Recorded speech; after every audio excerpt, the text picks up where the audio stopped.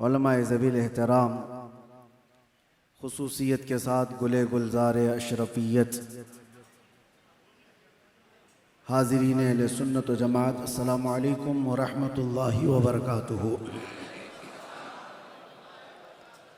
अल्हम्दुलिल्लाह अल्हम्दुलिल्लाहिल हन्नानिल मन्नान अल्लज़ी खलक़ल इंसान व अल्लमहुल बयान, वस्सलातु वस्सलामु अला रसूलिही सय्यिदिल इंसी वल जान व अला आलिही व अस्हाबिही दविल खैरि वल इहसान, अम्मा बअद। फ़अऊज़ु बिल्लाहि मिनश शैतानिर रजीम, बिस्मिल्लाहिर रहमानिर रहीम। लक़द जाअकुम रसूलुम मिन अनफुसिकुम अज़ीज़ुन अलैहि मा अनित्तुम हरीसुन अलैकुम बिल मुमिनीना रऊफ़ुर रहीम। क़ाल अल्लाहु तआला इन्नल्लाहा व मलाइकतहु युसल्लूना अलन नबी या अय्युहल्लज़ीना आमनू सल्लू अलैहि व सल्लिमू तस्लीमा।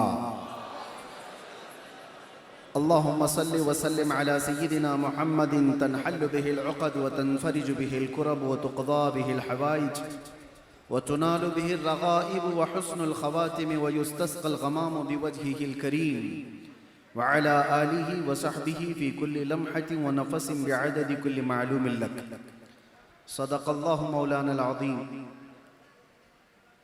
इसका इको बंद कर दो, इको बंद कर दो। अज़ीज़ान गिरामी, हाज़रीन महफ़िल मीलाद मुस्तफ़ा, आज की हमारी ये बज़्म, जैसा कि आपको मालूम है, 20 अप्रैल का दिन है। शमसी तारीख के एतबार से कायनात के आका व मौला रूही फ़िदा मुहम्मदुर रसूलुल्लाह सल्लल्लाहु तआला अलैहि वसल्लम के इस कायनात पे जलवा फ़िगन होने की तारीख़ है। और मैं ये कहता हूँ, आज की तारीख़ की खुशी सिर्फ मुसलमानों का हक़ नहीं, पूरी इंसानियत का हक़ है। वो रसूल सिर्फ मुसलमानों के नहीं हैं, पूरी इंसानियत के लिए आए हुए हैं। इसीलिए कुरान ने ये नहीं कहा वमा अरसलनाका इल्ला रहमतल लिल मुमिनीन, बल्कि कुरान ये कहता है वमा अरसलनाका इल्ला रहमतल लिल आलमीन। महबूब, हमने आपको सारे जहानों के लिए रहमत बनाया है, सिर्फ मोमिनों के लिए नहीं। इसीलिए एक हिंदू शायर ने कहा था, और वहीं से हम शुरू कर रहे हैं, इश्क गर हो जाए तो चारा नहीं, इश्क गर हो जाए तो चारा नहीं, मोहम्मद पे सिर्फ मुसलमान का इजारा तो नहीं। मेरे अजीज़ों, अकल रखने वाले और समझ रखने वाले समझते हैं कि वो रसूल पूरी कायनात को एक इनकलाबी ज़िंदगी देने के लिए आए थे। इसीलिए गौर व फिक्र से मेरे आका की सीरत पढ़ने वाले यूं कहते हैं, सुबह तैबा में हुई बटता है बाड़ा नूर का, सदका लेने नूर का आया है तारा नूर का, आई नई हुकूमत सिक्का नया चलेगा, आलम में रंग बदला सुबह शबे विलादत। जिसने बहुत करीब से मेरे आका को देखा वो कहता है कि पूरी कायनात में अगर रंग बदला है तो वो मीलाद मुस्तफ़ा की बरकत से बदला है। आज का दिन मनाना ये रज़ा अकेडमी, सुन्नी जमीयतुल उलमा या सुन्नी बिलाल मस्जिद का ही हक नहीं है, और ना ही इस इलाके या किसी खित्ते के मुसलमानों के ऊपर ये फरीज़ा है, बल्कि आज का दिन हर उस बेवा को खड़े होने का है जिसको मेरे आका ने इज्जतें अता की है। आज का दिन हर यतीम का दिन है जिसको मेरे आका ने कंधों पर बिठा करके इज्जत अता की है। आज का दिन उन कमजोरों के लिए है जिनके सहारा मेरे मुस्तफ़ा सल्लल्लाहु अलैहि वसल्लम बनकर तशरीफ लाए। आज का दिन बूढ़ों का है, आज का दिन बेवाओं का है, आज का दिन फकीरों का है, आज का दिन पूरी कायनात की उन बच्चियों का है जिनको पैदा होते ही जिंदा दरगोर किया जाता था। औरतों की इज्जत देने वाला रसूल आज के दिन आया है, बेवाओं को शरफ बख्शने वाला रसूल आज के दिन आया है। जिनको लोग अपनी महफिलों में नहीं बिठाते थे, उनके साथ मेरे आका ने महफिलें सजा करके इज्जतें दे करके दुनिया को बताया था कि कायनात में सिर्फ तुम आदम की औलाद हो, न किसी गोरे को काले पर फजीलत है, न किसी गोरे को काले पर और न किसी अरबी को अजमी पर, किसी को किसी पर फजीलत नहीं, बल्कि मेरे आका सल्लल्लाहु अलैहि वसल्लम ने फरमाया कुल्लुकुम मिन बनी आदम व आदम मिन तुराब, तुम सब मिट्टी से बनाए गए आदम की औलाद हो। पूरी कायनात को यकसा बनाने वाला, इक्विलिटी का हकीकत में दर्स देने वाला वो रसूल आज के दिन तशरीफ लाया है। आज पूरी कायनात को चाहिए था कि उस रसूल पाक सल्लल्लाहु तआला अलैहि वसल्लम का वो दिन मनाते।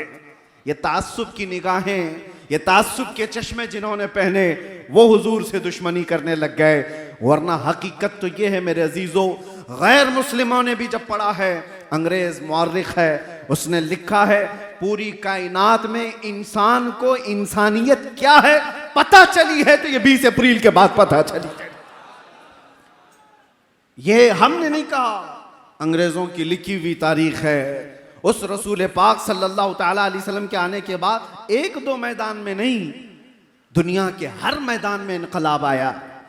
आज हम किसी रेवोल्यूशन को देख करके, इनकलाब को देखकर किसी एक शख्सियत को याद करते हैं। मिसाल के तौर पर यहाँ हिंदुस्तान में बहुत सारी शख्सियतें पहचानी जाती हैं। तहरीक आज़ादी को लेकर के जिन शख्सियतों को हम याद करते हैं, उनका मैदान है आज़ादी की तहरीक चलाना, हिंदुस्तान को अंग्रेजों से आज़ाद कराना। उनकी शख्सियतें मशहूर हैं, सब जानते हैं। वो हिंदुओं में भी है, मुसलमानों में भी है, क्रिश्चियनों में भी है। तो वो तहरीक आज़ादी उनका एक मैदान था, उसके वो इनकलाबी थे।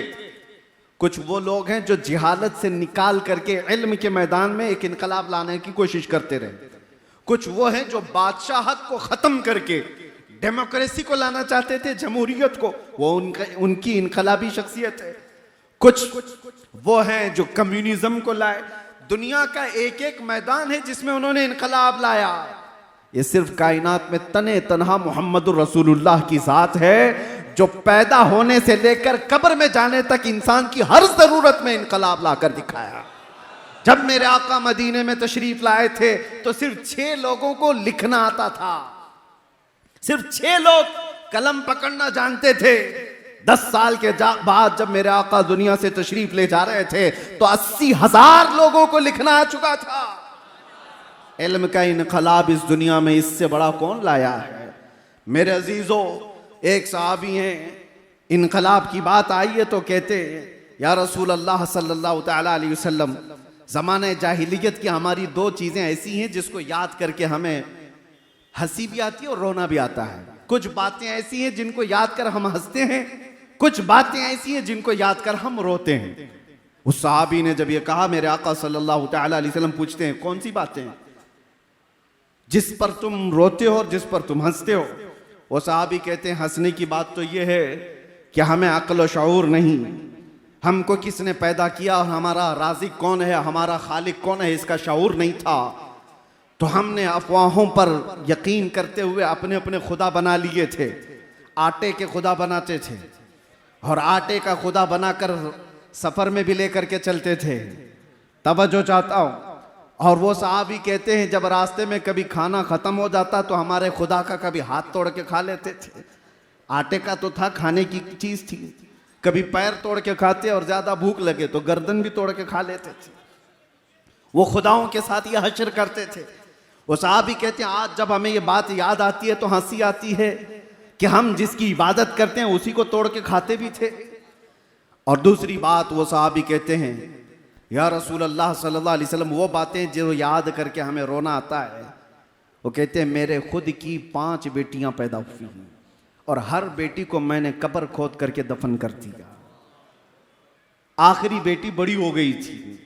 मेरे सफ़र में जाने के वक्त, मैं तिजारत के सफ़र पर था, मेरी बीवी ने बताया नहीं और बेटी पैदा हो गई। माँ कैसे मारे? 4 बेटियों को तो मैं पैदा होते ही गर्दन मरोड़ कर ख़त्म कर चुका था। 5वीं थोड़ी बड़ी हो चुकी थी मेरे आने के बाद। फिर जब मुझे पता चला 5वीं भी बेटी है तो अब तो वो पहचानने लग गई थी। लेकिन मेरा दिल इतना सख्त था कि मैं उस पहचानने वाली और मुझे बाप कहकर पुकारने वाली बेटी को भी घसीटता हुआ ले गया और उसकी चीखों को नहीं सुना, कब्र खोदा और उसको जिंदा मैंने दफन कर दिया। उसकी चीखें मेरे कान को आज भी अंदर गूंजती हुई नजर आती हैं। रसूल पाक सल्लल्लाहु तआला अलैहि वसल्लम के पास वो आकर कहते हैं, जब जमाने जाहिलियत की यह बात हम याद करते हैं तो सेना कलेजा मुंह को आता है, दर्द होता है कि हमें अल्लाह ताला ने बेटियां दी थी तो हम ऐब समझते थे। किसी के घर में बेटी पैदा हो जाना यह ऐब था। या रसूल अल्लाह, आप जो तशरीफ लाए, आप जो तशरीफ लाए, मिंबर पर खड़े होकर मेरे मुस्तफा ने फरमाया जिसकी एक बेटी हो और वो उसे हुस्न अदब देकर सही जगह शादी कर दे, मेरे आका फरमाते मैं उसका हाथ पकड़ करके जन्नत में ले जाऊंगा। दुनिया वालों, आज भी सुनो, जो नाक भौं सकेड़ते हैं, आज भी बेटियों के पैदा होने पर आज भी अज़मत मुस्तफ़ा सल्लल्लाहु तआला अलैहि वसल्लम एक बार पढ़ो तो समझ में आ जाए। हम हिंदुस्तान में रहते हैं, आपको पता है यहां पर कानूनी जुर्म है किसी के भी हमल के अंदर कोई चीज डॉक्टर बता दे। 5 महीने 6 महीने का जब हमल हो जाता है तो डायग्नोस किया जाता है, सोनोग्राफी होती है, सीटी स्कैन होते हैं, डॉक्टर्स इतना तो मालूम कर लेते हैं कि पेट में बच्चा लड़का है कि लड़की है। लेकिन पूरे हिंदुस्तान में आप देख लें, ये गैर कानूनी मालूम करना क्यों, इसकी वजह क्या है? हमने तो हमारे कुछ साथियों से पूछा इंग्लैंड वगैरह में, कहा कि वहां तो डॉक्टर्स बता देते हैं कि बच्चे के आने की तैयारी कर लें। कहा हमारे यहाँ तो बहुत बड़ा जुर्म है, हॉस्पिटल्स में लिखा हुआ होगा कि अगर पूछ भी ले तो उस पर कानूनी जुर्म का मुकदमा दायर हो सकता है, उस पर फाइन है कि पेट में क्या है। मैंने मालूम किया तो पता चला आज भी यहां पर हामिला औरतें जाकर डॉक्टर से पूछती हैं, अगर डॉक्टर ने बता दिया बेटी है तो वो हमल को गिराने की बात करती है।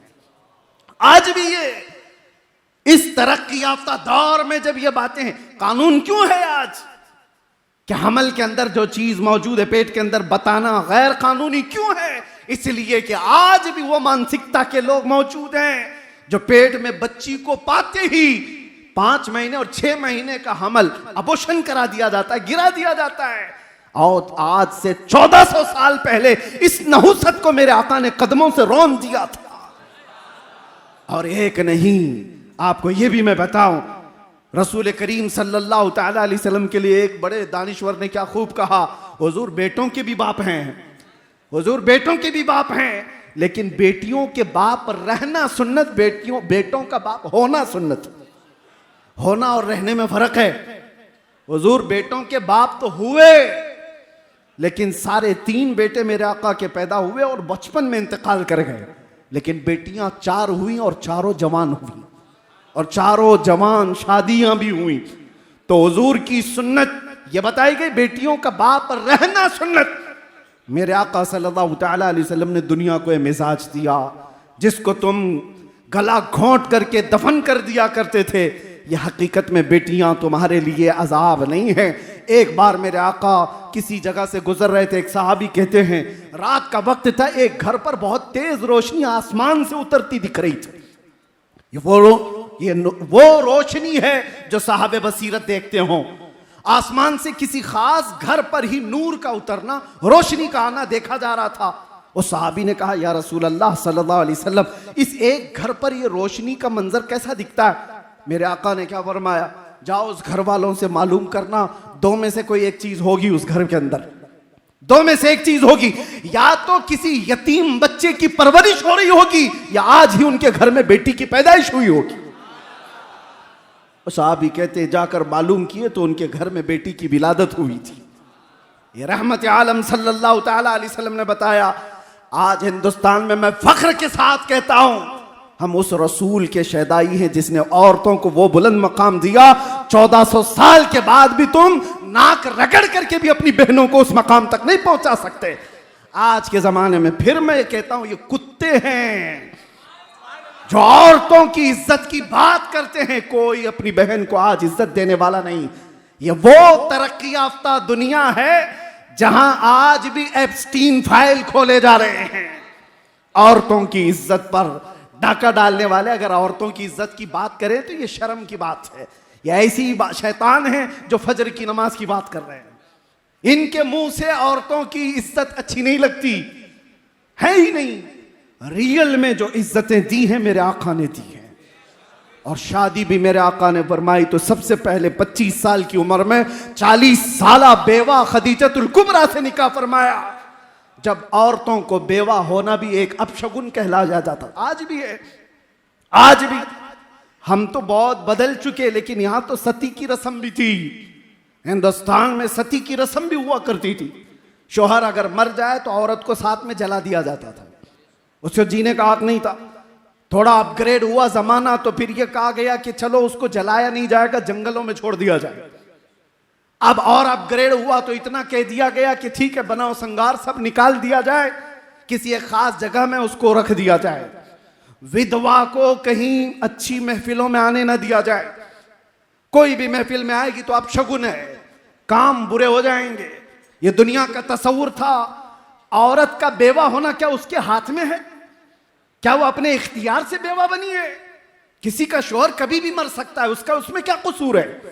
लेकिन जिंदगी भर वो ये ऐब सहती रहती थी। आज भी बहुत सारी जगहों पर उनको मुआशरे से अलग किया जाता है, मगर मेरे मुस्तफ़ा सल्लल्लाहु अलैहि वसल्लम ने एक नहीं 9 बीवियां ऐसी निकाह फरमाई जो बेवा थी या मुतल्लका थी। मेरे आका सल्लल्लाहु तआला अलैहि वसल्लम ने ये जो इज्जत अता फरमाई, औरतों की बात मैं कर रहा हूं, ये तो एक हिस्सा है। आज के दिन किस किस मैदान पर हम गुफ्तगू करें, कहां कहां इज्जतें दी गई। औरतों की इज्जत पर बात इसलिए कर रहा हूं कि आज जरूरत है। हमारा वो दीन नहीं जहां पर 12 साल की बच्ची को बलात्कार करने वाला भी हुकूमत के तख्त पर बैठ करके मजे ले रहा हो। वो दीन नहीं है। ये दीन तो ये मेरे आका सल्लल्लाहु तआला अलैहि वसल्लम ने फरमाया, नजरों को भी उठाओगे तो नजर का जिना है। और ये भी नहीं है कि मुसलमान औरतों की इज्जत है।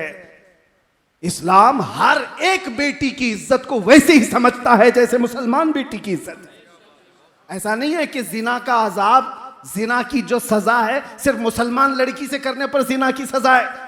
किसी भी घर की बेटी के साथ अगर किसी ने ज्यादती की तो सजा वही है।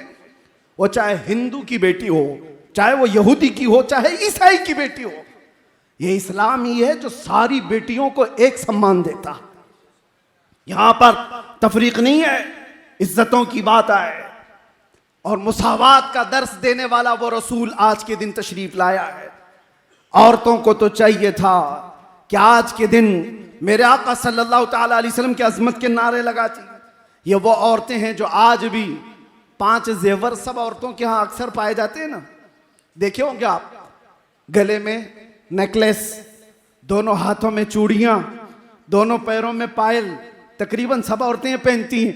तारीख आप पढ़ करके देखो, यूनान की उस वक्त की पॉश हुकूमतें भी और पहले के दौर की हुकूमतें भी ये मीटिंग करती थी औरत को इंसान समझा जाए कि नहीं समझा जाए। और उस दौर में बाज लोगों ने कहा कि ठीक है ये इंसान है, लेकिन इसको साथ में अगर कहीं ले जाना है बाजार में तो 5 जंजीरें पहनाकर, एक गले में, 2 हाथों में और 2 पैरों में 5 जंजीरें डाल करके औरत को बाजार ले जाया जाता था। औरत की यह हैसियत थी। मेरे मुस्तफा सल्लल्लाहु अलैहि वसल्लम ने इन जंजीरों को तोड़ा और उन जंजीरों को औरतों की जेवर बना दिया गया है। शक्ल तो बाकी है लेकिन जंजीर नहीं है। औरतों को इज्जत इस कायनात पर जिसने दिया है वो मेरे मुस्तफा ने अता किया है, रसूल करम सल्लल्लाहु तआला अलैहि वसल्लम ने अता किया है। अजीज़ान इकराम वक़ार, आज इसलिए भी मैं बात कर रहा हूं कि 2 चीजें बहुत बड़ी सख्त हैं दुनिया में, औरत और दौलत। इस पर कंट्रोल अक्सर लोग खो जाते हैं, यहीं से तो गुमराही आती है। इन 2 चीजों की लिमिटेशन मेरे आका ने जो तय की है वो कितनी बेहतरीन है। मदीने की एक यहूदी औरत है, चिट्ठी लिखती है अबू बकर सिद्दीक रज़ियल्लाहु ताला अन्हु जब खलीफा वक्त हैं, कहा कि मैं मदीना छोड़कर यमन जाना चाहती हूँ मेरे खानदान के पास, मुझे यहाँ सेफ नहीं लगता, सब मुसलमान हैं, मैं जाना चाहती हूँ। सिद्दीक अकबर ने उसका रास्ता नहीं रोका, कहा कि ठीक है जा सकती है, लेकिन तन्हा औरत है, कौन जाए इसके साथ। 2 जवान सहाबा को साथ में कर दिया कि यमन तक इस खातून को पहुंचा कर क्या हो। अब वो औरत और डर गई। मुसलमानों के बारे में जो एक परसेप्शन है, एक बना बनाया हुआ है, प्रोपेगेंडा है कि औरतों को देखेंगे तो ये पागल हो जाएंगे, कुछ भी कर लेंगे। दुनिया ने इस तरह से बना रखा है, हकीकत में खुद गंदे हैं। 2 जवान सहाबा को उस औरत के साथ कर दिया गया। औरत को ऊंट पर बिठाया गया है, कजावा सजा है। दोनों जवान चलते हुए जा रहे, यमन तक जाना है मदीने से। जहां जहां चौकियां आती, चेकिंग पॉइंट आते, ये दोनों नौजवान बात करते, खलीफा अव्वल सिद्दीक अकबर की मेहमान है, यमन जा रही है, ऊपर नहीं देखा जाता, रास्ते खोल दिए जाते। कई दिन की मसाफत के बाद जब यमन पहुंचते हैं तो वो खातून कहती है, कई दिन का सफर कर लिया मदीने से यमन तक। वो औरत कहती है, मैं खुदा को शाहिद बनाकर कहती हूं, एक बार भी इन दोनों नौजवानों में से किसी ने मेरी तरफ आंख उठाकर नहीं देखा नहीं। जब मैं उतरती, जब मैं चढ़ती, जब मेरी हाजतें होती तो ये नौजवान अपना चेहरा फेर लेते, एक बार भी इन्होंने देखा नहीं। यमन पहुंच करके वो अपने खानदान को जमा करती है और कहती है, मैं तो ये सोच रही थी मदीना अब सेफ नहीं है, मैं अपने खानदान के पास आ जाऊं, लेकिन ऐलान करती हूं, ऐ मेरे खानदान वालों, मैं भी वापस मदीने जा रही हूं, तुम भी वापस मदीने आ जाओ। औरतों की इज्जत अगर कहीं महफूज है तो वो दामन मुस्तफा में महफूज है।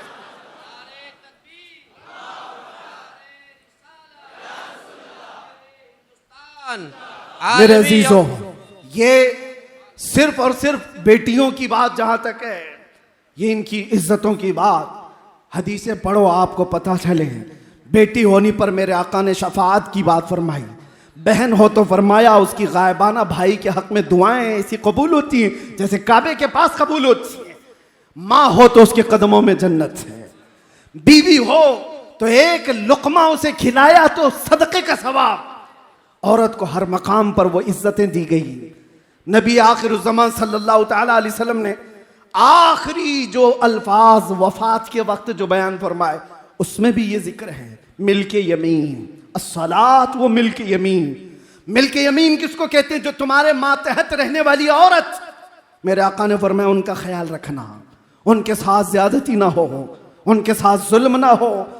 और हुजूर अकरम सल्लल्लाहु तआला अलैहि वसल्लम ने की सीरत आप पढ़ो, 10 बीवियां जो एक साथ रही, 10 बीवियां, और मुख्तलिफ रिवायात में जो 11 है तादाद, वो आगे पीछे किसी के इंतकाल के बाद, हजरत खदीजा जब तक थी तो कोई और बीवी नहीं थी, बाकी 10 बीवियां जब तक थी, एक भी बीवी ने कहीं कोई रिवायत नहीं बयान की कि हुजूर ने किसी पर हाथ उठाया, किसी ने नहीं कहा।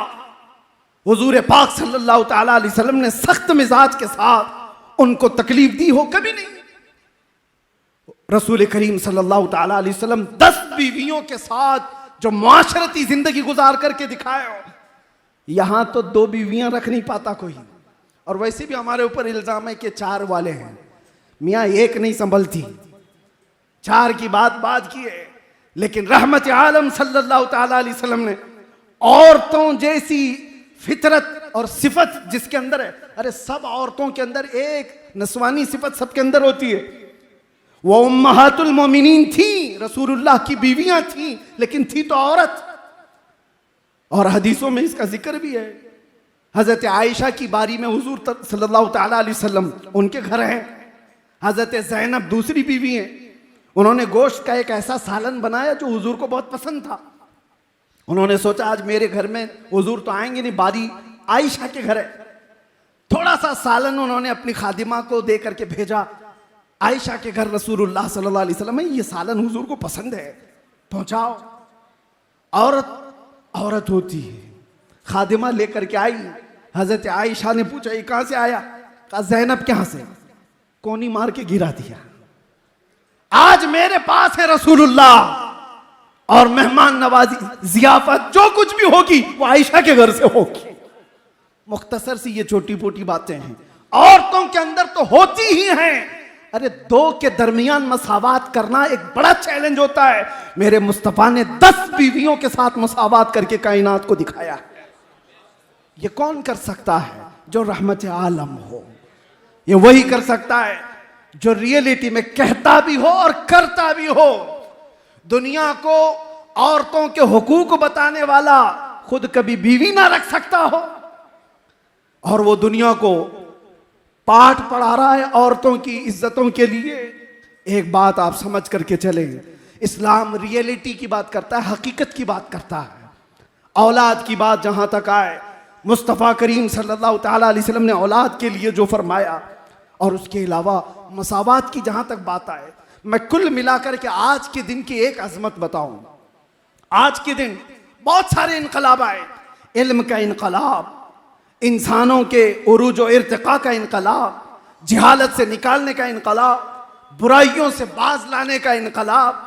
अरे वो सहाबा जो ईमान लाने से पहले उनके हालात ये थे कि वो शराब नोशी और ख़िमारबाजी में फख्र करते थे।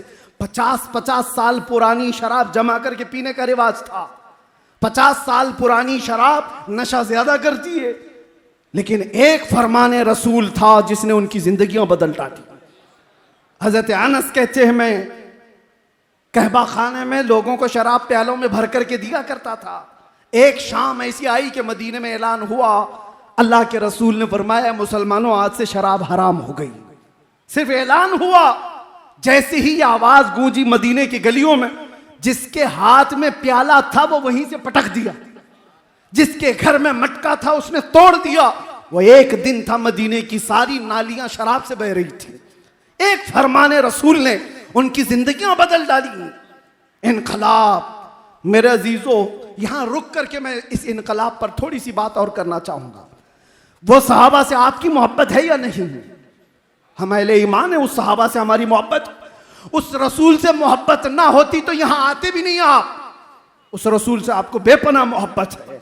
आज अगर मैं कहूं, हर बच्चा हर जवान ये कहने को तैयार है, उस नामूसे मुस्तफा पर तुम क्या दोगे? चंदे की बात नहीं, गर्दने देने को तैयार है। ये लब्बैक यूं ही नहीं कहा जाता। लब्बैक का मतलब होता है हम हाजिर हैं या रसूल अल्लाह, हम हाजिर हैं या रसूल अल्लाह। बताओ किस चीज से तुम हाजिर हो? जान से, अपनी तमाम चीजों से हाजिर हो। लेकिन एक बात मैं पूछना चाहता हूं, जो कौम अपने नबी से इतनी मोहब्बत करती हो, जान देने के लिए तैयार है, हुजूर पर मर मिटने को तैयार है, हर सितम हर मुसीबत गवारा करने को तैयार है, उस कौम के अंदर अगर नशा आम हो चुका है तो ये बहुत बड़ी फिक्र की बात है। जिस चीज को मेरे आका कायनात से खत्म करने आए, आज उनकी उम्मत उस चीज को रिवाज कैसे दे सकती है? हैरत की बात है मेरे अजीजों, मुसलमान और नशा दो ऐसी चीजें हैं जैसे दिन और रात। दिन और रात का क्या मिलाप? काला और सफेद दोनों एक हो नहीं सकते। मुसलमान और नशा इतना अपोजिट है, इतना अपोजिट है। हमारे मोहल्लों में नशा आया कहां से? हमारे मोहल्लों में नशा बिकता कैसे है? तुमने क्या हदीसें नहीं सुनी? वो सहाबा तो पहले हराम नहीं हुई थी इसलिए इस्तेमाल कर रहे थे। हम तो पैदाइशी कानों में सुनते आ रहे कि हराम है, हराम है, हराम है। अभी तुम्हें और कोई हराम करने वाला नहीं आने वाला है, पहले से हराम चीज तुम्हारे सामने है। कौन है जो हमारे बच्चों को इस आवारगी में आज मुब्तला कर दिया? अगर इश्क रसूल राई के दाने के बराबर भी तुम्हारे सीनों में है तो मेरे अजीजों, नशा उठाना तो दूर की बात, तुम देखना भी गवारा नहीं करते। तुम्हारे सरों पर जिसकी इज्जत लगी हुई है वो मेरे मुस्तफा की है। दुनिया तुम्हें तुम्हारे नाम से नहीं, मेरे नबी के नाम से पहचानती। हमारी अपनी क्या पहचान है? हमारी अपनी क्या पहचान है? अगर मुस्तफा के ना होते तो हम जिंदा चलती फिरती लाशें होते। हमें कौन मुंह लगाता? आज हमें दुनिया देखती है तो नबी के नाम पर देखती है।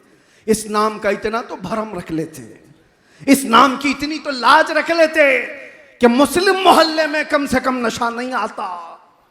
वैसे तो पूरे मुल्क को नशा से पाक होना चाहिए, लेकिन खास तौर पर जब भी डिपार्टमेंट वाले और खास तौर पर नारकोटिक वाले जब बात करते हैं तो ये कहते हैं कि आपके लोग ज्यादा नशा में हैं, आपके लोग ज्यादा नशा में हैं। इसके दो कारण हो सकते हैं, दो वजह हो सकती हैं।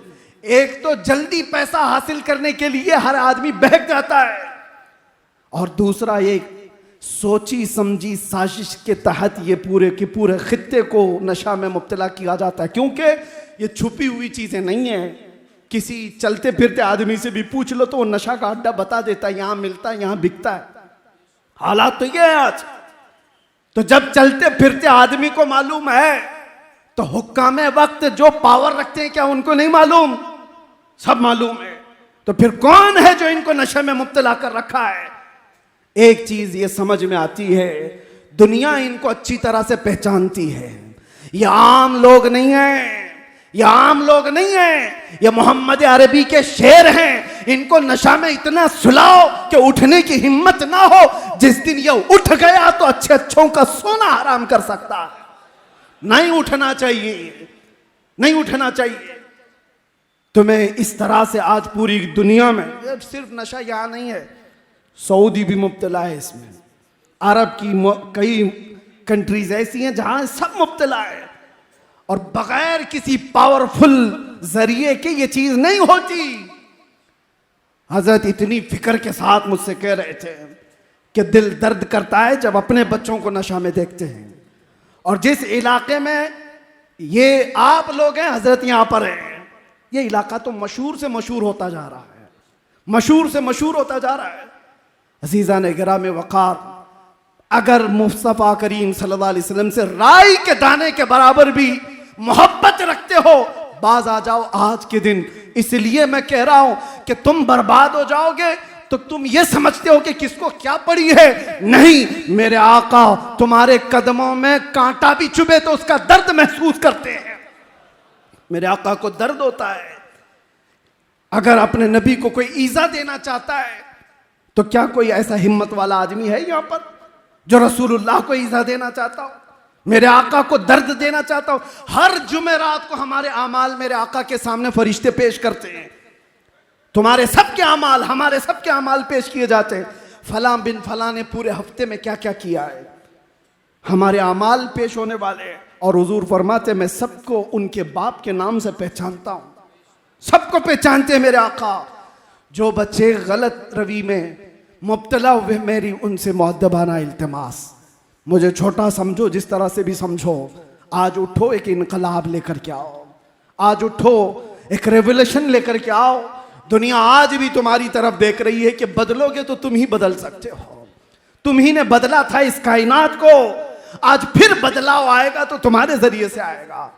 दुनिया दूसरों की तरफ नहीं देख रही है, इसलिए कि दुनिया को पता है बदलने वाले मदीने से निकले थे, बदलने वाले बदर में आए थे, बदलने वाले ओहद में आए थे, बदलने वाले खंदक में आए थे, और कायनात को बदलने वाले करबला में आए हुए थे। मेरे अजीजों, आज उनके पैरोकार अगर तुम अपने आप को मानते हो तो उठो और बदलो। उठो, वो घर न हश्र न होगा फिर कभी, दौड़ो के जमाना चाल अपनी चल चुका। और फिर मसावात की बात जहां तक मैं करना चाहता हूं, रसूल पाक सल्लल्लाहु ताला अलैहि वसल्लम ने जिन लोगों को उठाया था, एक शायर क्या खूब कहता है, एक अरब ने आदमी का बोलबाला कर दिया, खाक के जर्रों को हमदोशे सुरैया कर दिया। खुद न थे जो राह पर औरों के हादी बन गए, क्या नजर थी जिसने मुर्दों को मसीहा कर दिया।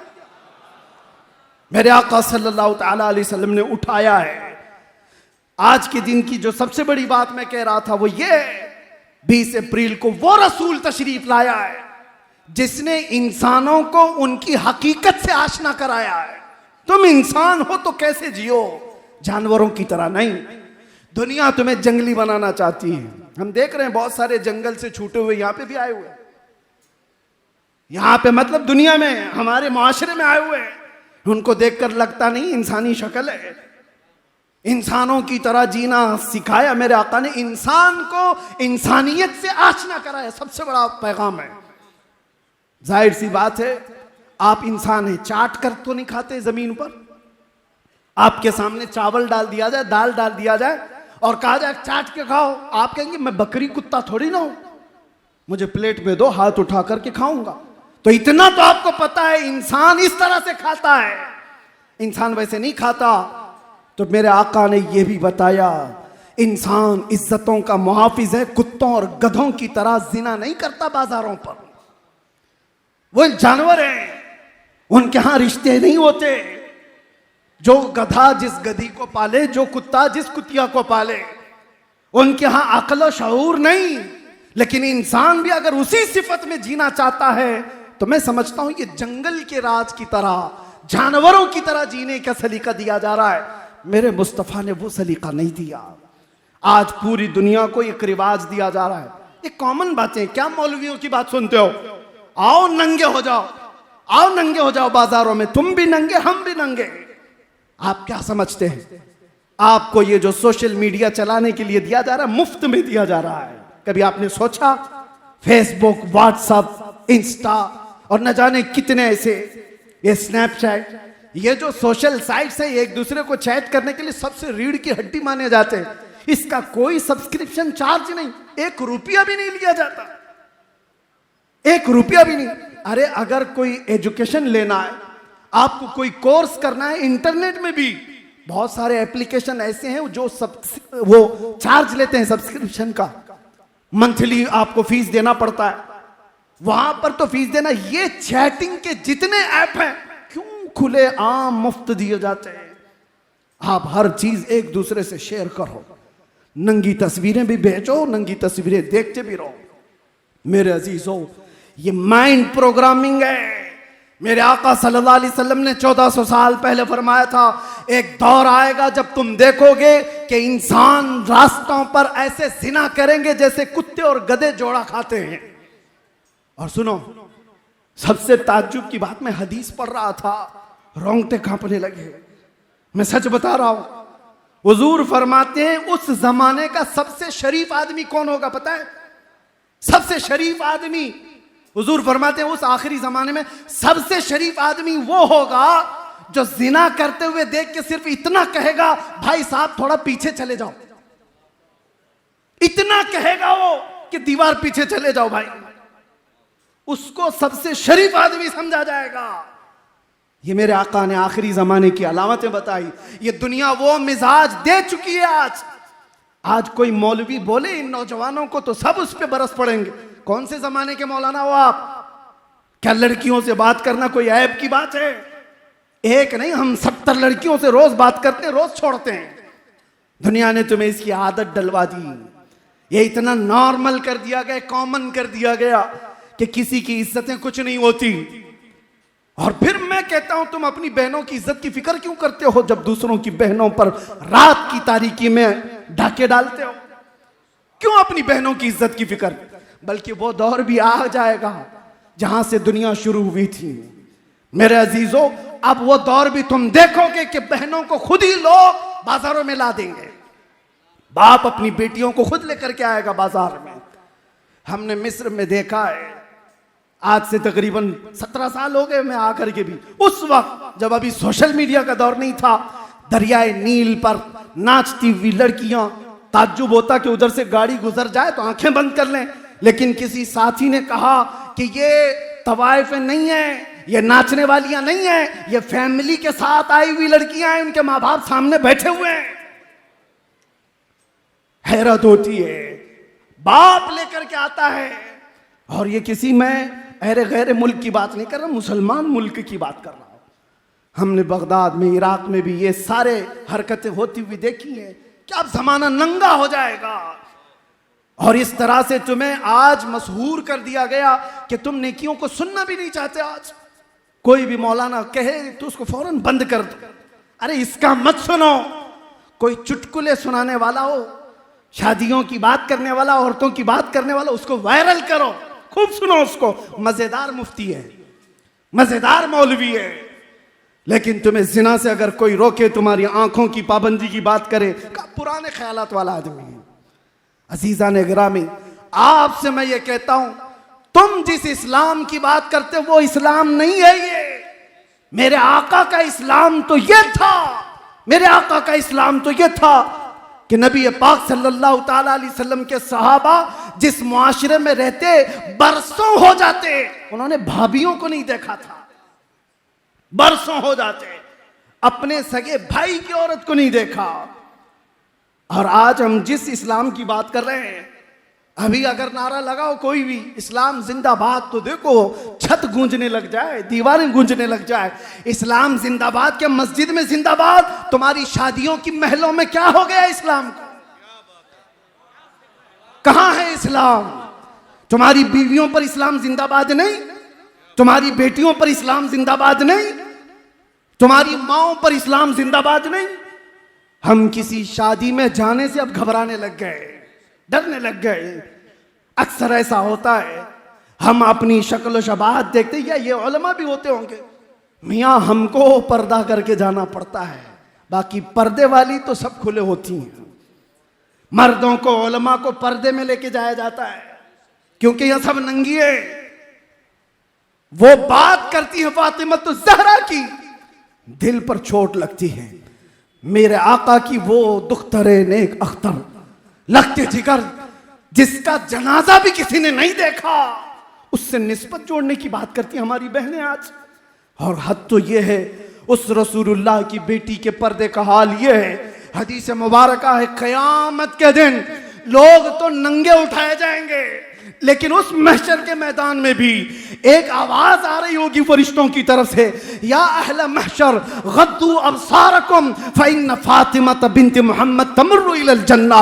ऐ महशर वाले, अपनी आंखें नीची कर लो, मोहम्मद की बेटी फातिमा जन्नत की तरफ जा रही है।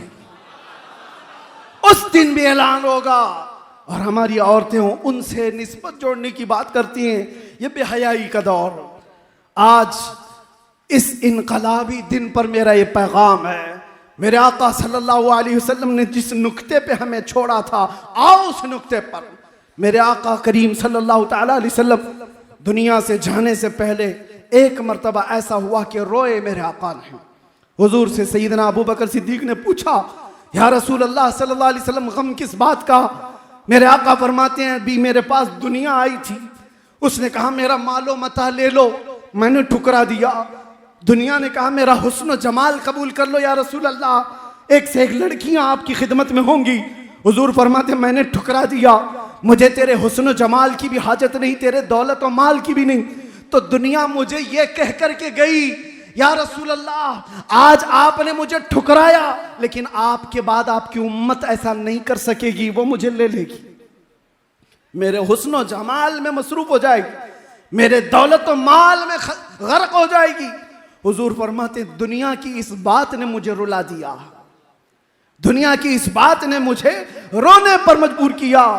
मेरे आका सल्लल्लाहु तआला अलैहि वसल्लम को अगर गम था तो इसी दौर का था ये, जब उम्मत मेरे आका की तरफ देख भी नहीं रही। आज साल में एक मर्तबा क्या हम जलसा करके उस नबी रहमत का हक अदा कर सकते हैं? उस कायनात के आका और मौला की खिदमात का हक अदा कर सकते हैं?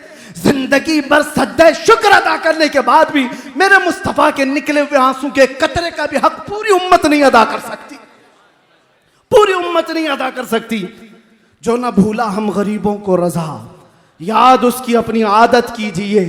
आज मेरा पैगाम सिर्फ ये, मैं दर्द दिल के साथ कहता हूं, दुनिया तुम्हें देख रही है और मेरे नबी के नाम से देख रही है, और आज तुम यहां पर कहते हो मुझे देख करके मैं जो चीखता चिल्लाता हूं, मेरे ऊपर बड़ी पाबंदियां जो कुछ भी लगाने की कोशिशें की जा रही, इसलिए कि जज्बात का मुकर्रिर बना, इसलिए सिर्फ कि लोग हुजूर की शान रिसालत में भौंकने लग गए।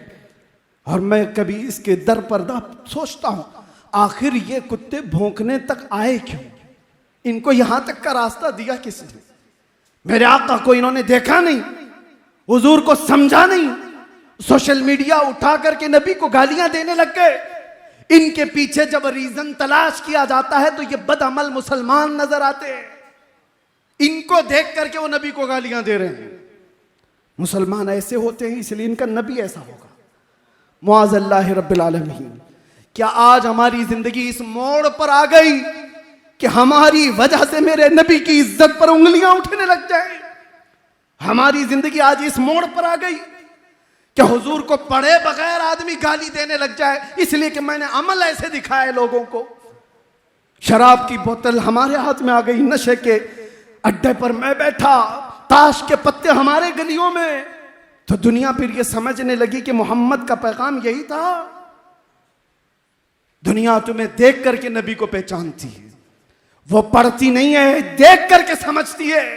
हर जमाने में मुसलमान अपने नबी का तर्जुमान रहा है, एम्बेसडर रहा है। बदलो अपनी जिंदगी को, और अगर आज ना बदले तो वो दिन इंतजार करो जब खबर में रखे जाओगे। बुजुर्गों ने फरमाया, फरिश्ते सवाल करेंगे तेरा रब कौन है, तेरा दीन क्या है। तीसरा सवाल मेरे नबी को दिखा कर कहेंगे। अक्सर अइम्मा ने कहा कि रसूलुल्लाह कब्र में आएंगे, कब्र में तशरीफ लाएंगे, तुम्हारा यकीन है या नहीं? मेरे आका हुजूर कब्र में आएंगे, यकीन है? बुजुर्गों ने फरमाया वो वक्त भी आएगा ए मुसलमान, संभल जा, जिस वक्त तीसरा सवाल फरिश्ते हुजूर को दिखाकर पूछ रहे होंगे इनके बारे में क्या कहता था। बुजुर्गों ने फरमाया हुजूर अपना चेहरा फेर लेंगे और कहेंगे खबरदार मेरी तरफ देखना मत। हुजूर अगर फरमा दिए या रसूल अल्लाह, अगर तुमसे जो मुंह छुपाऊं तो करूं किसके सामने? क्या और किसी से तवक्को नजर की है? मुझे बताओ नौजवानों, जिस वक्त कब्र में मेरे आका अपना चेहरा फेर ले और कहे मेरी तरफ मत देखना, इसलिए कि दुनिया में तुझे किसी और का चेहरा पसंद था, बात मेरी करता था, काम किसी और के। हुजूर को लब्बैक लब्बैक लब्बैक कहकर पुकार रहा है और फिर गलियों में तेरे तमाशे क्या है? तू अगर नबी का नहीं बन सका तो कब्र में किस चीज के इंतजार में जाएगा इस दुनिया से? और फिर याद रखना, हुजूर ने अगर चेहरा फेर लिया तो पूरी रहमत खुदा हमसे फिर गई। रहमत खुदा जिससे रूठ गई उसका क्या होगा? फिर ना खबर है उसकी, ना हशर है। हशर में भी कोई उसका मावा उमलजा नहीं रहेगा। इसीलिए मुझे बार बार घूम फिर करके उसी बात पर आना पड़ता है। बरेली के इमाम ने हमारे दिलों पर उंगली रख करके कहा था, आज ले उनकी पनाह, आज मदद मांग उनसे, कल ना मानेंगे कयामत में अगर मान गया। वहां तो सब मानेंगे, सब मानेंगे। आज ले उनकी पनाह और आज मदद मांग उनसे। और रसूल रहमत सल्लल्लाहु ताला अलैहि वसल्लम है जो गिरतों को उठाने के लिए आए हुए थे। दुनिया को एक आज का पैगाम मैं ये भी देना चाहता हूँ। ऊंच नीच की बात करने वाले, कास्टिज्म की बात करने वाले, हमारे यहाँ कोई कास्टिज्म नहीं है। बिरादरियां बनी होंगी ये पहचान के लिए, और कुरान में अल्लाह ताला ने फरमाया वजअलनाकुम शुऊबन व क़बाइल लितआरफू, तुम आपस में एक दूसरे को पहचान सको, इसलिए तुम्हारे अंदर कबीले बने, खानदान बने। ये नहीं कि तू नीच है मैं ऊंच हूं, ये नहीं है कि तू अंसारी है ये मंसूरी है और ये पठान है और ये खान है, इसका इससे नहीं हो सकता, उसका इससे नहीं हो सकता। कबीले इसलिए नहीं बने, एक दूसरे के तारुफ के लिए बने, एक दूसरे की पहचान के लिए बने। अब सुनो, मैं हदीस रसूल बताता हूं। दुनिया आज तक ये फर्क नहीं मिटा पाई। हमारे यहां भी आज कल को देखना जनगणना होगी तो उसमें भी कास्ट पूछी जाएगी, कास्ट को बरकरार रखना है। क्यों एक इंसान नहीं हो सकता कोई? सारे इंसान पैदा होने का तरीका एक ही है, माँ और बाप से, लेकिन इनको इस तरह कास्ट में बदल कर रख दिया जाता है। आज जो हमें मसावात का दर्स देना चाहते हैं, मैंने गुजरात की सरजमीन पर कई लोगों के दुख सुने। ऐसे नहीं जो मुजरिम हैं, ऐसे लोग जो डिपार्टमेंट में आला ऑफिसर हैं, पढ़ लिख करके वो ओहदे पर आ गए, लेकिन वो कहते हैं हमारी बिरादरी छोटी है तो हमें आज भी गांव का मुखिया खटिया पे भी बैठने नहीं देता, चाहे मेरे स्टार लगे हुए। ये हालात बना दिए गए। मैं किसी का नाम लेकर नहीं कर, आज भी ये कास्टिज्म का जो भूत सवार है, कई जगहों पर जाकर देखो, छूत छात आज भी छूत छात से जूझ रहा हुआ ये मुआशरा। मेरे मुस्तफ़ा की बारगाह में आओ। अल्लाहु अकबर। मदीने तैयबा में एक साहबी हैं ज़ाहिर बिन हराम रज़ी अल्लाह ताला अन्हु, सब्जी बेचा करते थे, सब्जी फरोश थे और गांव से सब्जी लाकर मदीने में बेचते थे। सूरत की अच्छी नहीं थी, लोग जो है दूर हटते थे, फटे पुराने कपड़े पहन कर आते, पसीना जिस्म में रहता। आमतौर पर किसान लोग अपनी किसानी करते करते थक जाते हैं। इसी तरह ज़ाहिर बिन हराम थे, बाजार में सब्जी बेच रहे हैं।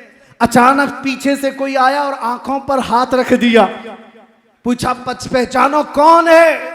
ज़ाहिर बिन हराम वो कहते हैं इस पूरे भरे मदीने में मुझे कोई छूता नहीं, अगर मेरे चेहरे पर कोई हाथ रखा है तो आमिना का लाल ही होगा।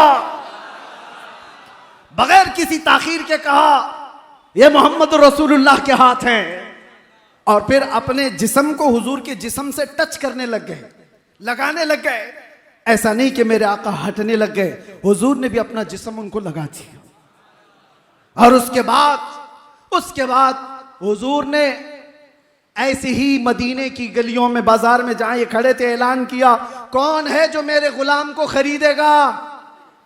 जाहिर बिन हराम कहते, या रसूल अल्लाह, मुझ जैसे बदसूरत को कौन खरीदेगा? लोग तो मुझे टच भी नहीं करते, आप मुझे बेचने की बात कर रहे हैं। हुजूर पाक सल्लल्लाहु अलैहि वसल्लम ने सीने से सीना लगाया और कहा, याद रख जाहिर बिन हराम, तेरी अल्लाह की बारगाह में बड़ी मौकात है, तेरा मकाम है अल्लाह की बारगाह में, तुझे अल्लाह और उसके रसूल खरीदेंगे। गुलामों को जिसने हाथों से उठाया है, और आपको पता है फतेह मक्का के दिन एक बहुत अलग है। फतेह मक्का आपने सुना होगा, तकरीरों में हो, किताबों में। एक चीज मुझे लगती है, 10,000 सहाबा आए थे फतेह मक्का के दिन। ये वो मक्का है जहां 13 साल तक सहाबा को इतना तड़पाया गया है कि अंगारों पे सुलाया गया है। और सबसे मशहूर सहाबी आप भी जानते हैं, बिलाल हबशी। बिलाल हबशी को क्या नहीं किया गया? पैर में रस्सी डालकर औबाश लड़के खींचते थे, गरम रेत पर सुला करके सिल सीने पर रखी जाती थी। सारी ईजाएं दी गई हैं, सबको पता है। 10,000 सहाबा के साथ 6 साल के बाद जब मेरे आका वापस मक्का में आए, अब ताकत तो पावर किसका था? पावर रसूलुल्लाह के हाथ में, ताकत और आज की सल्तनत हुजूर के पास है।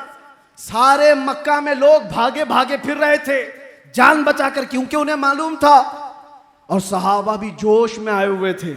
ये वो मक्का के कुफार और मुशरिकीन हैं जिन्होंने रसूलुल्लाह के दांत मुबारक भी शहीद की।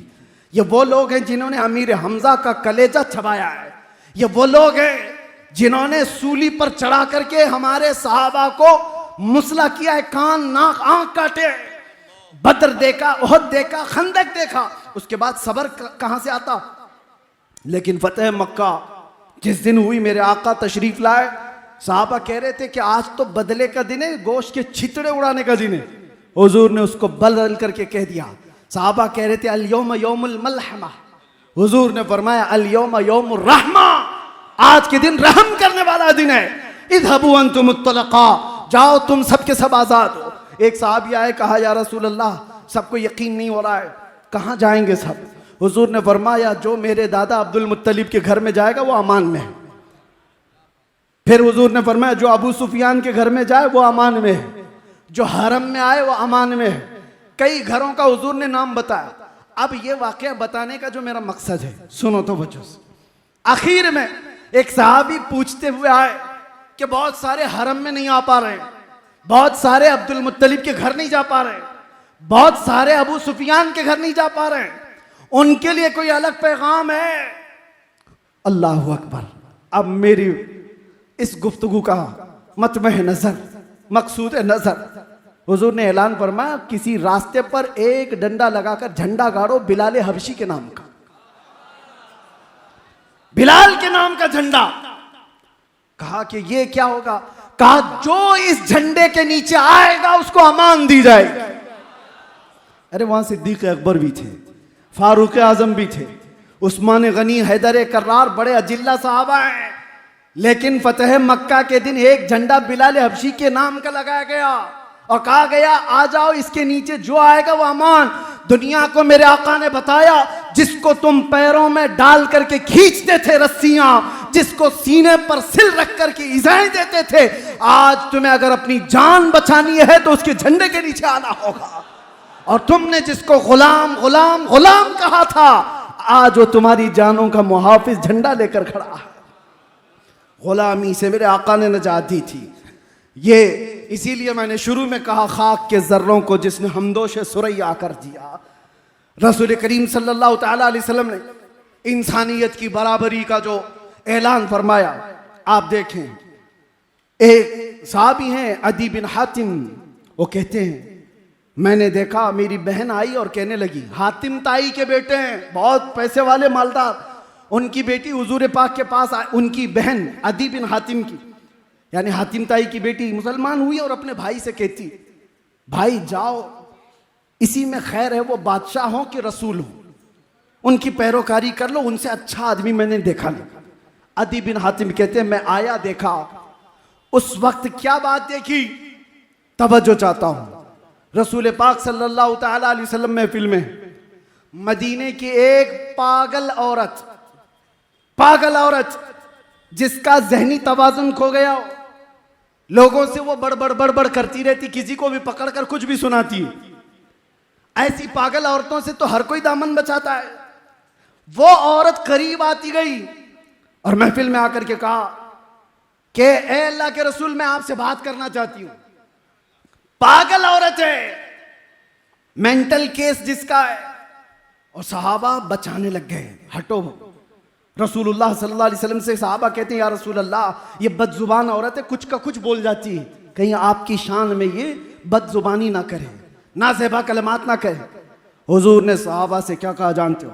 हटो, उसे आने दो, मुझे पता है मदीने में कोई उसकी नहीं सुनता, अगर मैं भी ना सुनूं तो वो किसको सुनाए। वो रहमत आलम आए थे सुनने के लिए, और वो पागल औरत हुजूर को उठा ले जाती है। साहबा कहते हैं हुजूर उठ करके गए उसके साथ, कहती है अकेले में बात करना चाहती हूँ। हुजूर ने कहा ठीक है, अकेले में बात। और वो पता नहीं क्या क्या सुनाती रही। मेरे आका ऐसे सुनते रहे जैसे किसी दानिशमंद की बातें सुन रहे हो।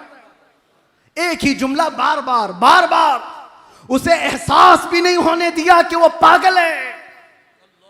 ये मेरे आका की अदाएं थी, जिसको कुरान ने कहा लक़द जाअकुम रसूलुम मिन अनफुसिकुम, तुम में वो रसूल आया है, अजीजुन अलैहि मा अनितुम, तुम्हारा तकलीफ में पड़ना उस रसूल को देखा नहीं जाता, गवारा नहीं।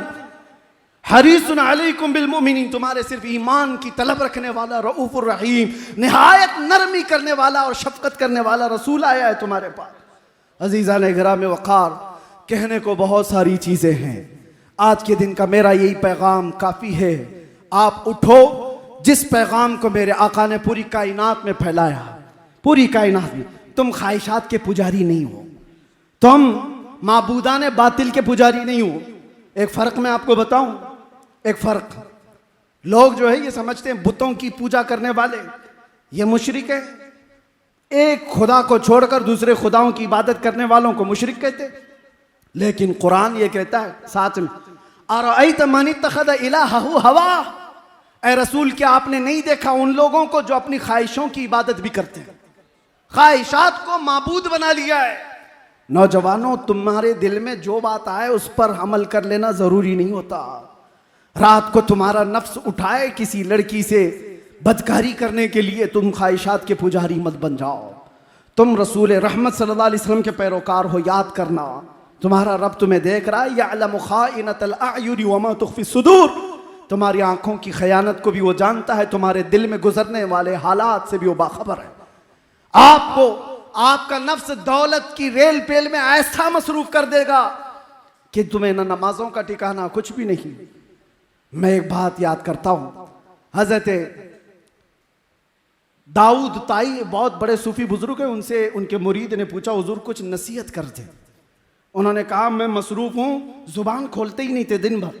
कहा दो बातें कहता हूं वो सुनकर चले जा। एक बात ये, अल्लाह ने तुझे जिस जगह जाने से मना किया वहां कभी दिखना मत, और जहां आने के लिए कहा वहां कभी गैर हाजिर रहना मत। बस ये दो चीजें। अल्लाह ने जहां जाने से मना किया वहां कभी दिखना मत, और जहां आने का हुक्म दिया वहां कभी गायब रहना मत। बस ये दो चीजों पर पूरी जिंदगी चला लो। आज आपके लिए भी ये पैगाम है, तुम अपने चेहरे के साथ वहां कभी ना दिखो जहां मेरे रसूल को पसंद नहीं, वहां कभी ना दिखो जहां रसूल रहमत सल्लल्लाहु तआला अलैहि वसल्लम की इज्जत पर उंगली उठ सकती है, और वहां हर दम दिखो जहां मेरे नबी की आंखों की ठंडक है। हर दम नजर आओ जहां मेरे आका को पसंद है। आज हमने वर्ल्ड दुरूद डे के तौर पर इसका ऐलान किया है। रजा अकेडमी की जानिब से ये जो मुहिम छेड़ी गई थी, आपको मैं बताऊं, पिछले साल से लेकर जो मैं अपने जानिब से, हमारे भी सोशल मीडिया के जरिए से जो ये मुहिम छेड़ी गई थी, हर कोई बंदा दुरूद पढ़े मेरे आका की बारगाह में पेश करेंगे। और हमने 1200 करोड़ मरतबा दुरूद पढ़ने का आज़म किया था, 1200 करोड़ मरतबा, और उसके लिए सारी टीम लगी हुई थी। अल्लाह अकबर, मैं उस वक्त दंग रह गया। उम्मत मेरे मुस्तफ़ा से कितनी मोहब्बत करती है कि मीलादे मुस्तफ़ा से पहले ही हमारे पास 1,17,000 करोड़ मर्तबा के दुरूद आए। मामूली चीज नहीं है, मामूली चीज नहीं है। 1,17,000 करोड़ दुरूद। इससे फिर दिल में यह बात आती है, उम्मत गुनहगार हुई है, गद्दार नहीं है। आज भी इनके दिलों में वो शमा रोशन है, बस थोड़े से इस दिए को तेज होने की जरूरत है, इसकी लौ को थोड़ी सी भड़कने की जरूरत है। लेकिन होश के साथ मेरे आका सल्लल्लाहु तआला अलैहि वसल्लम की मोहब्बत का नशा जिसके सर चढ़ता है, फिर मेरे अजीजों वो नशा के नुक्कड़ पे नजर नहीं आता।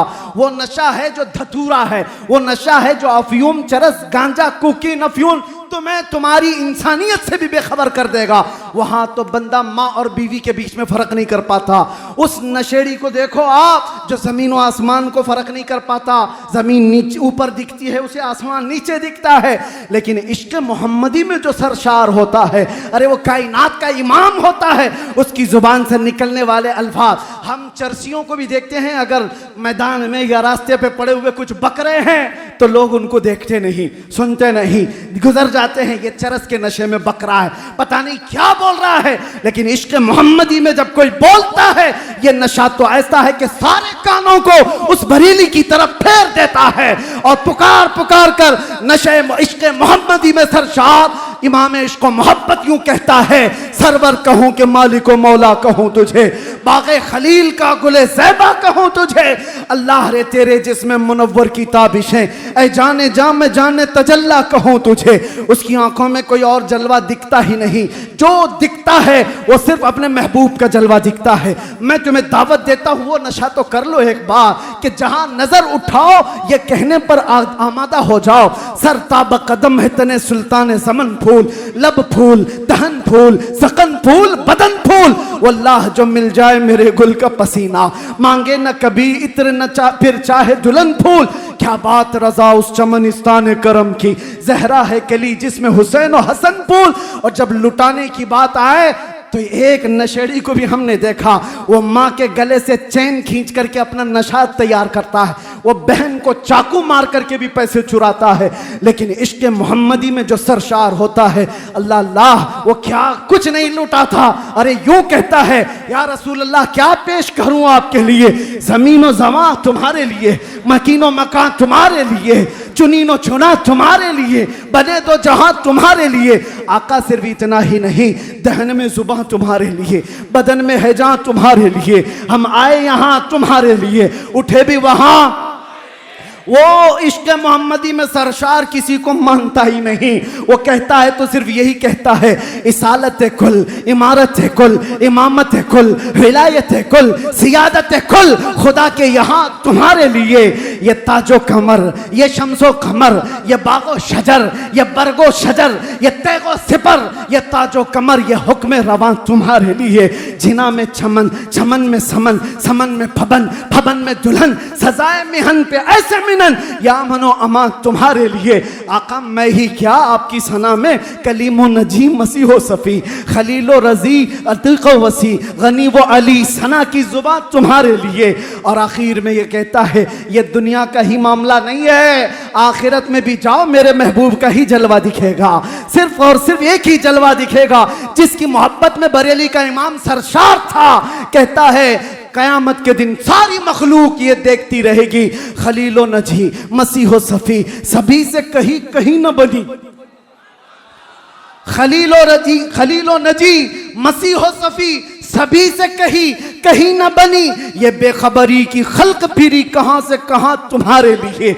या रसूल अल्लाह आखिर में दुआ सिर्फ इतनी है, सबा वो चले कि बाग फले, वो फूल खिले के दिन हो भले, लिबा के तले सना में खुले, रजा की जुबान तुम्हारे लिए, लिबा के तले सना में खुले, हम सब की जुबान लब्बैक या रसूल अल्लाह।